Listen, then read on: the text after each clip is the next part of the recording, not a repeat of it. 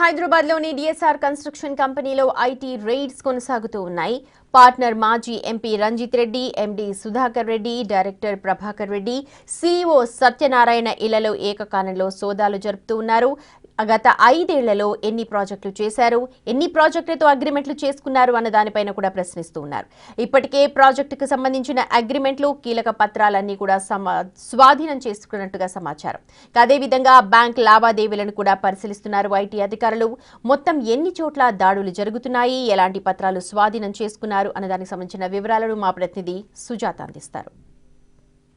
హైదరాబాద్లోని DSR group కార్యాలయాలతో పాటు ప్రధాన కార్యాలయాల్లో ఐటీ సోదాలు కొనసాగుతున్నాయి. దాదాపు 10 ప్రాంతాల్లో 30 మంది అధికారులతో ఐటీ సోదాలు కొనసాగుతున్నాయి. ప్రస్తుతం మనం జూబ్లీ హిల్స్ రోడ్ నెంబర్ 17లోని డిఎస్ఆర్ గ్రూప్ ప్రధాన కార్యాలయం వద్ద ఉన్నాము.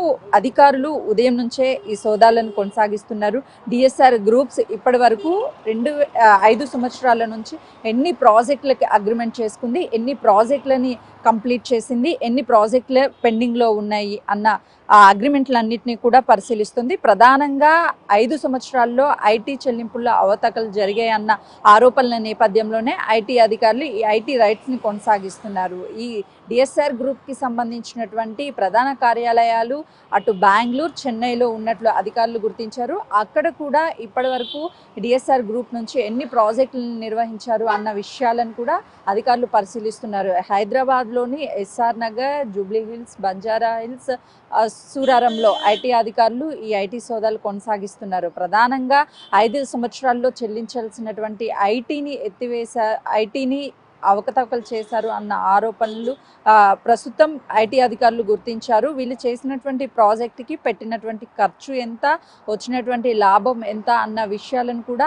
ఐటీ అధికారులు పరిశీలిస్తున్నారు. 5 సంవత్సరాల్లో చెల్లించాల్సినటువంటి పన్నుల్లో అవకతవకలు చేశారు. భారీగా లాభాలు వచ్చినప్పటికీ ఆ లాభాలను చూపించకుండా ఐటీలో ఐటీ అవకతవకలు చేశారన్న ఆరోపణలు కూడా భారీ ఎత్తున వెల్లువెత్తుతున్నటువంటి పరిస్థితి ఉంది. మొత్తానికి 30 మంది అధికారులతో 10 ప్రాంతాలలో ఐటీ సోదాలు కొనసాగుతూనే ఉన్నాయి. ఈ సోదాలు సాయంత్రం వరకు కొనసాగే అవకాశం కూడా కనిపిస్తుంది. వీళ్ళు చేపట్టినటువంటి ప్రాజెక్ట్స్ వందలాది ప్రాజెక్ట్స్ ఉన్నాయి. హైదరాబాద్, చెన్నై, బెంగళూరులో ఈ ప్రాజెక్టుల్లో ఇప్పుడు ప్రస్తుతం ఉన్నటువంటి ప్రాజెక్టులో కుదుర్చుకున్నటువంటి అగ్రిమెంట్స్ని కూడా క్షుణ్ణంగా ఐటీ అధికారులు పరిశీలిస్తున్నారు. వీళ్ళు చేసినటువంటి బ్యాంక్ ట్రాన్సాక్షన్ కూడా ఏ కంపెనీల నుంచి ఎవరెవరికి ఎంత ట్రాన్సాక్షన్ చేశారు, ఎవరు ఈ కంపెనీకి ఎంత ట్రాన్సాక్షన్ చేశారు అన్న విషయాలు అన్నిటినీ కూడా క్షుణ్ణంగా పరిశీలిస్తున్నారు. ఇందులో ఉన్నటువంటి డైరెక్టర్స్ ఇల్లులు అదేవిధంగా కార్యాలయాల్లోనూ ఈ సోదాలు కొనసాగిస్తున్నారు. ఇందులో పార్ట్నర్గా ఉన్నటువంటి మాజీ ఎంపీ రంజిత్ రెడ్డి ఇంటితో పాటు కార్యాలయాల్లో కూడా ఈ ఐటీ సోదాలు కొనసాగుతూనే ఉన్నాయి. దాదాపు ఈ డిఎస్ఆర్ గ్రూప్లో భాగస్వామ్యంగా ఉన్న రంజిత్ రెడ్డితో పాటు DSR MD Sudhakar Reddy, executive director Prabhakar Reddy, CEO Satyanarayana Reddy ఇళ్లల్లోనూ కార్యాలయాల్లోనూ ఈ సోదాలు కొనసాగుతూనే ఉన్నాయి.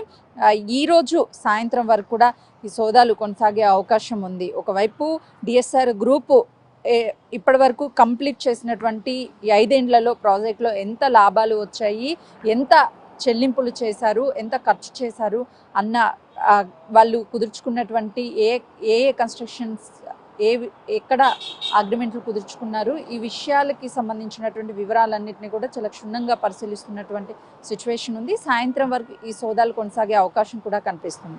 కెమెరామెన్ పరశురామ్తో సుజాత, జూబ్లీ హిల్స్. ధర్మస్థల మృతదేహాల ఖననం కేసు మరో మలుపు తీసుకుంది. వందల